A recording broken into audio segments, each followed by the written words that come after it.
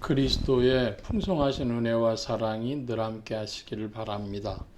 오늘 이 아침에는 창세기 제41장 1절로 16절 생명의 삶 큐티 10월 28일자 말씀입니다.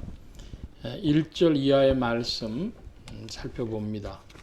만 2년 후에 바로가 꿈을 꾼즉 자기가 나일강가에 서 있는데 보니 아름답고 살찐 7 암소가 강가에서 올라와 갈밭에서 뜯어먹고 또 그 뒤에 흉하고 파리한 다른 7 암소가 나일강가에서 올라와 그 소와 함께 나일강가에 서 있더니 그 흉하고 파리한 소가 그 아름답고 살찐 7 소를 먹는지라 바로가 곧 깨었다가 다시 잠이 들어 꿈을 꾸니 한 줄기에 무성하고 충실한 7 이삭이 나오고 그 후에 또 가늘고 동풍에 마른 7 이삭이 나오더니 그 가는 7 이삭이 풍성하고 충실한 7 이삭을 삼킨지라 바로가 깬지 꿈이라. 아침에 그의 마음이 번민하여 사람을 보내어 애굽의 점술사와 현인들을 모두 불러 그들에게 그 꿈을 말하였으나 그것을 바로 해석하는 자가 없었더라. 술 맡은 관원장이 바로에게 말하여 이르되 내가 오늘 내 죄를 기억하나이다. 바로께서 종들에게 노하사 나와 떡 굽는 관원장을 친히 대장의 집에 가두셨을 때에 나와 그가 하룻밤에 꿈을 꾼즉 각기 뜻이 있는 꿈이라. 그곳에 친히 대장의 종된 히브리 청년이 우리와 함께 있기로 우리가 그에게 말하매 그가 우리의 꿈을 풀되 그 꿈대로 각 사람에게 해석하더니 그 해석한 대로 되어 나는 복직되고 그는 매달렸나이다. 이에 바로가 사람을 보내어 요셉을 부르매 그들이 급히 그를 옥에서 내온지라. 요셉이 곧 수염을 깎고 그의 옷을 갈아입히고 바로에게 들어가니 바로가 요셉에게 이르되 내가 한 꿈을 꾸었으나 그것을 해석하는 자가 없더니 들은즉 너는 꿈을 들으면 능히 푼다 하더라. 요셉이 바로에게 대답하여 이르되 내가 아니라 하나님께서 바로에게 편안한 대답을 하시리이다. 오늘 말씀 1절로 16절까지를 보았는데요. 오늘 말씀의 첫 단어는 만 2년에 그럽니다. 그 만 2년이라면 어떤 기준이 있었겠죠. 그것은 요셉이 술 맡은 관원장과 떡 맡은 관원장의 꿈을 풀어주고 그리고 그 해석대로 된 후에 시간이 2년이 흘렀다. 그 만 2년이죠. 그런데 오늘 말씀에 보니까 이 2년에 대해서 9절에 이런 표현을 하고 있어요. 술 맡은 관원장이 바로에게 말하여 이르되 내가 오늘 내 죄를 기억하나이다. 내가 오늘 내 죄를 기억하나이다. 그것은 그 요셉이 자기에게 부탁을 했는데 자기가 죄 없는 사람이고 하나님이 이렇게 나와 함께 하신다. 그 증표로 꿈 해석이 맞았지 않습니까? 그러니까 자기가 그때 그 요셉의 억울함을 들어줬어야 되는데 그 들어주지 못하고 기억하지 못한 거, 그 죄를 말하는 것이죠. 내가 오늘 내 죄를 기억하나이다. 이렇게 이야기를 합니다.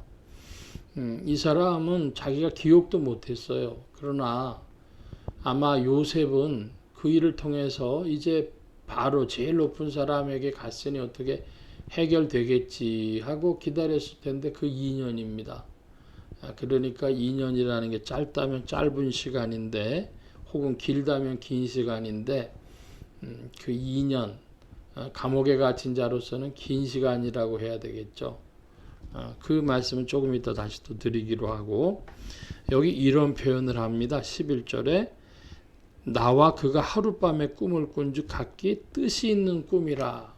제가 어제 꿈에 대해서 좀 길게 말씀드렸는데요.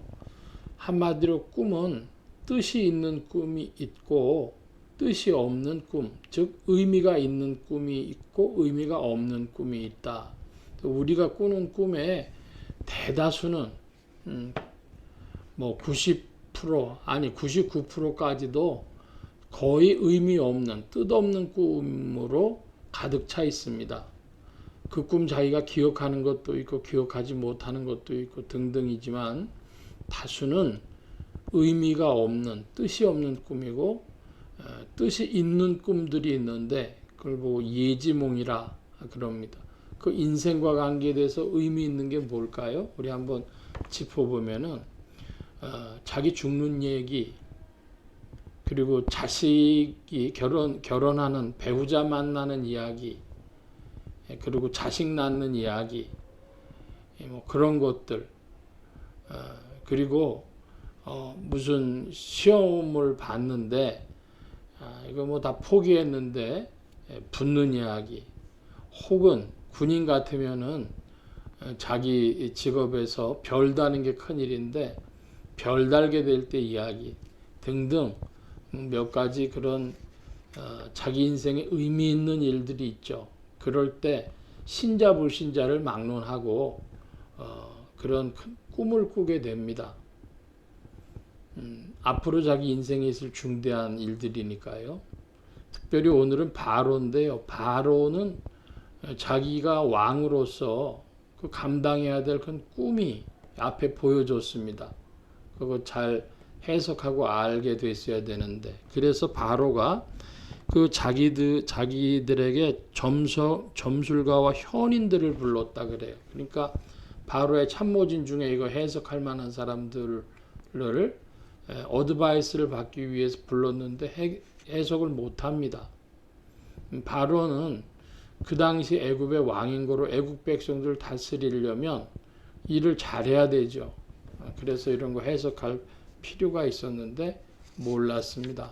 그래서 이제 요셉이 등장을 하게 되죠.